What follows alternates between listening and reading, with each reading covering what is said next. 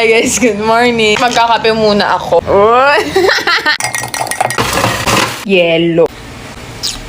Maligo na ito yung susutin ko. Kapamassage din pala kami ngayon, so gagamit ako ng nipple tape. By the way, available na tong t-shirt na to ngayon. Nakikita nyo to sa akin TikTok shopper, pwede nyo na lang i-search Deng t-shirt o kaya Adela Cos t-shirt. Agenda ko today is pumunta ng bangko at magpamassage. Sobrang sakit ng likod ko, hindi ko alam kung bakit. Yes, nagmamadali na naman po ako. Magtuto na tayo and hanggang alas 3 lang yung bangko. Kailangan ko talagang bilisan. Ewan ko ba, hindi talaga ako nagmamadali. Wala naman ng bago doon. Speaking of pamassage, alam nyo ba, nung kauna-una ang beses na nagpamassage ako, hindi ko alam na kailangan ko pala talaga tanggal ng damit doon kasama lahat, as in lahat-lahat. Hindi ko na-realize na kailangan ko parang gumamit talaga ng nipple tape. Mga nagtatanong din sa inyo kung anong size ng t-shirt yung sinusuot ko. This is size mo up to semi-large. 203 na dahil, so kailangan ko ng bilis. Feeling ko buwibilis na talaga ako mag-ayos. Kasi naalala ko yung naabot ako ng 1 oras para lang mag-ayos, te.